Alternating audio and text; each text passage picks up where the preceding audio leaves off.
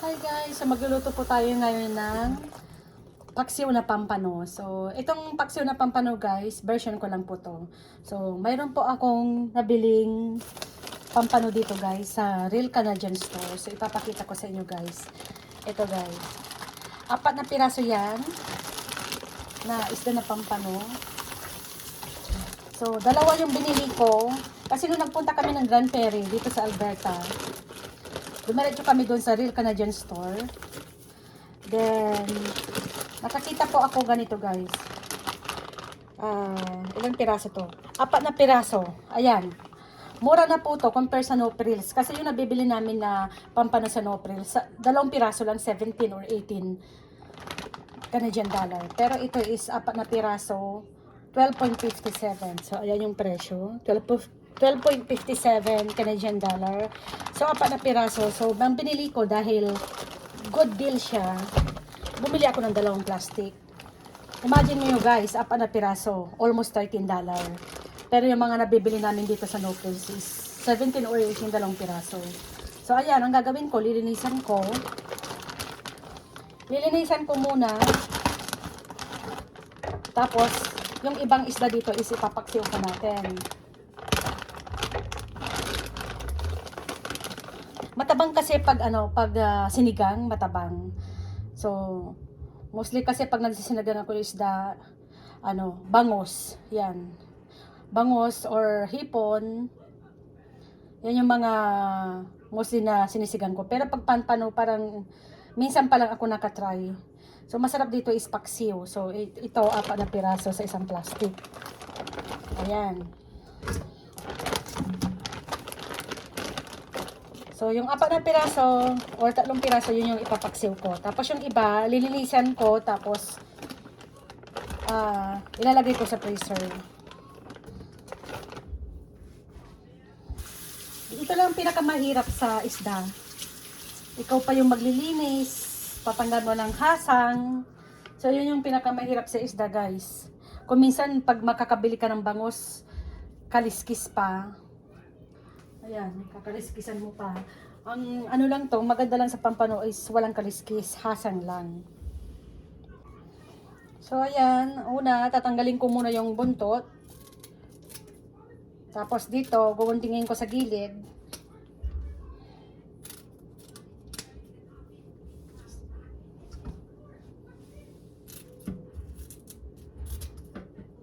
Madali lang naman siyang guntingin kasi mayroong gunting. Basta matalas lang yung gunting nyo. Tsaka ko ilalas yung yung pagtanggal ng hasang.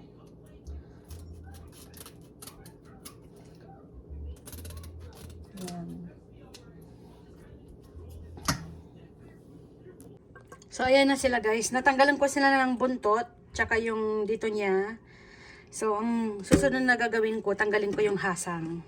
So, ito na po yung guys, 2 balot na nabili ko. 8 pieces lahat to. So, yan.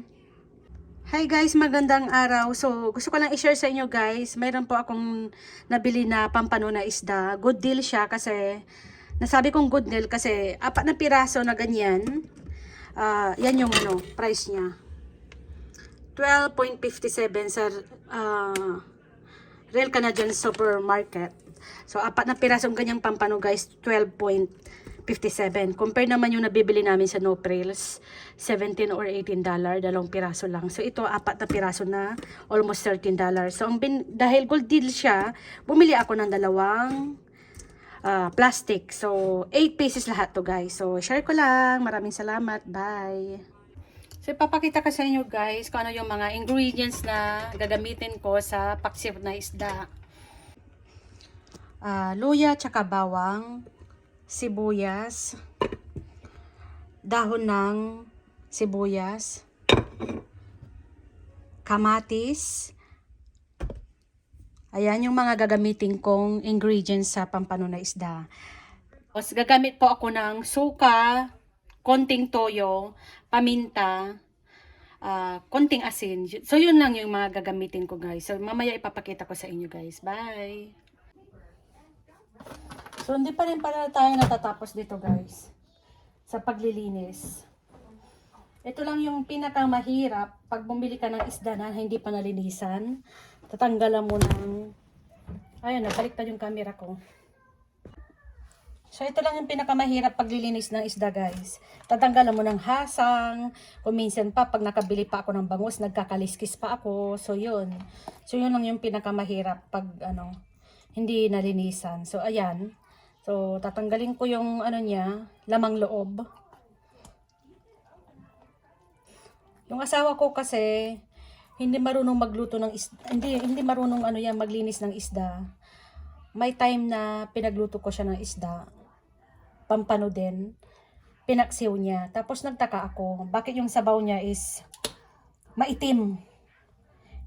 Akala ko nilagyan niya ng toyo, kasi paksiw. Nagtaka ako bakit maitim yung sabaw.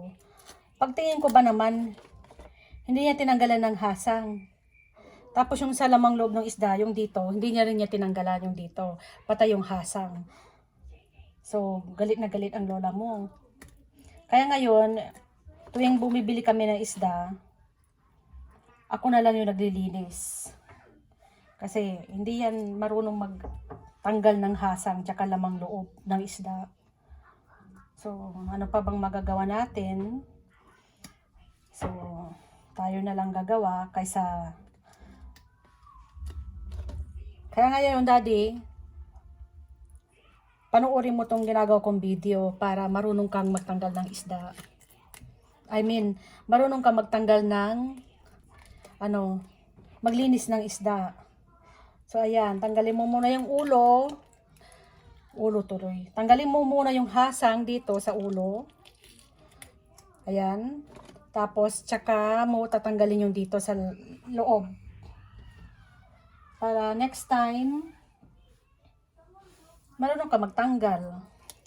Kasi yung iluluto mo na hindi mo tinanggalan yung lamang loob, syempre, mapait nung yun. Mapait yung lasa nung niluto mong isda pag ganun. Tapos marumi pa, di ba? So, kayo guys, paki-comment niyan sa baba. Paano kayo maglinis ng isda? Tapos, ano po yung mostly na niluluto nyo sa pampano na isda? Sa akin kasi, ang gusto-gusto ko dito sa pampano, inihaw, kung hindi sana winter na yon, inihaw na isda na pampano, paksiw, pero hindi ko laging sinisigang kasi parang feeling ko matabang pag sinigang. Paksiw tsaka inihaw, yan ang gustong-gustong iluto ko sa pampano. Pero pag fresh to siguro na pampano, masarap to sa sinigang. Hindi naman na kasi fresh to, frozen na siya. Kaya siguro sinasabi kong matabang. So ayan, malapit na tayo. Tapos mamaya, ipapakita ko sa inyo guys kung paano po yung way ko magluto ng paksiw na minagic. Paksiw naman sa atin, luya, bawang, sibuyas, suka, paminta. Pero mayroon din akong gustong gawin dito sa pampano na isda. Ibang version. Pinangat na isda. See you later guys. Maraming salamat. So, konting mantika lang. So, ayan. So, ang gagamitin kong mantika guys, hindi to vegetable oil. Ay, sorry, hindi pala vegetable oil. Extra virgin olive oil. So, yun yung gagamitin po natin. Sorry guys, malikot yung camera ko kasi ang hirap mag-vlog pag walang cameraman. So, ayan, tsaka ko ihuhulog yung bawang, sibuyas, luya. So, ayan, ilalagay ko lang yung bawang, sibuyas, luya. Ano ko na lang lahat. Yan.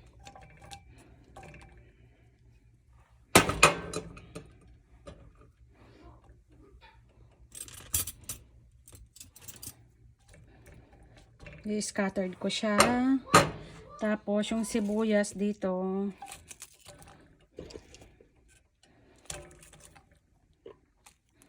Pero magtitira ako ng konti para sa ibabaw ng isda.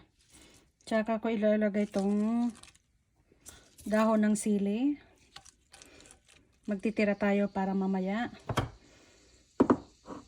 Tapos yung kamatis. So, ayan. Lalagay po tayo ng kamatis dito.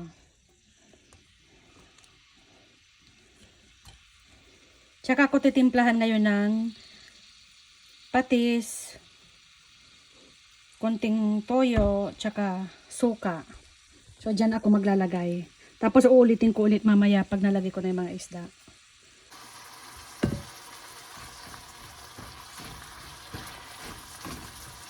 Siyempre, luluto ko muna ng konti-konti. Gigisa ko muna.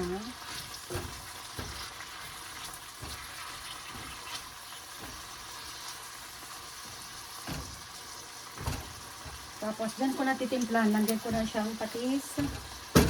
Tapos, uulitin ko ulit mamaya. Konti lang. Saka suka. Konti lang din. Paminta.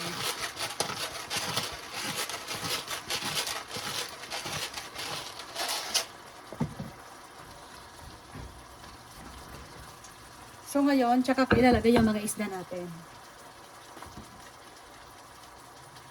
So ito na yung isda. Yan na yung isda, guys. So ipakita ko sa inyo. So yan na po, guys. Ginisa ko lang ng konti. Tapos tsaka ko iuhulog yung pampano na isda. So yan. Lagay natin dito.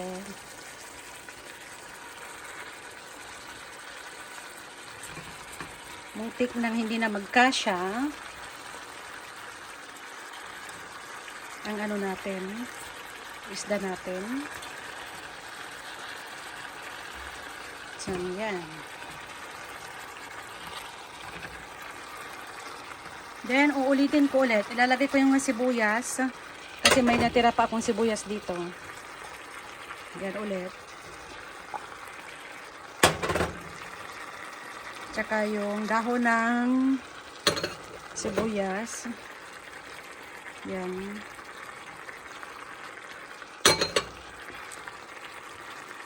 Yan, kamatis.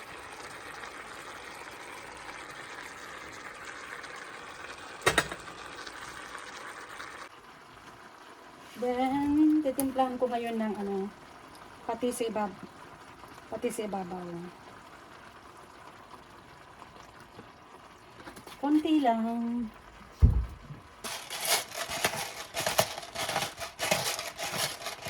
Paminta.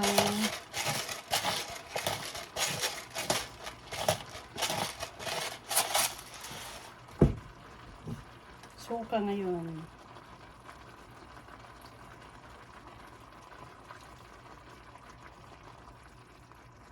Gusto ko yung medyo maasim-asim na matamis-tamis.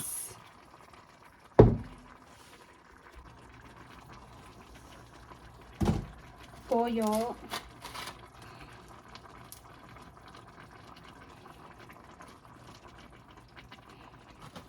Konting toyo.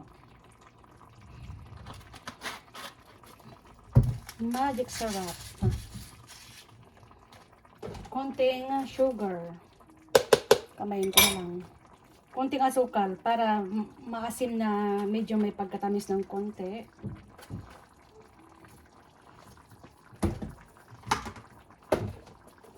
So, ayan. So, ayan na ang pagyayari, guys. Then, huhulugan ko siya ng sili. Yan. Yan. Tapos, tatakpan ko na.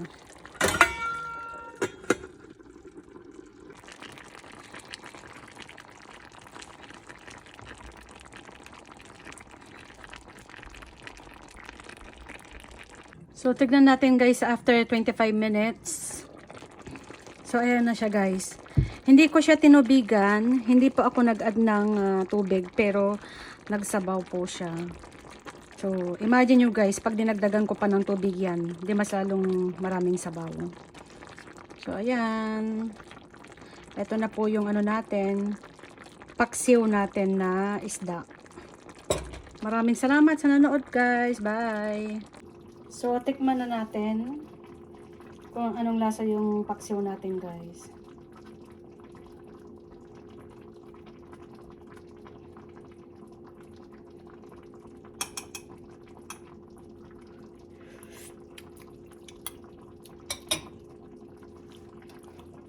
Masarap guys. Subukan nyo din gawin sa bahay nyo. So ayan, papatayin ko na to siguro. Or baliktarin ko muna tong isda. Kasi baka mamaya sa ilalim na luto tapos yung sa ibabaw hindi na luto.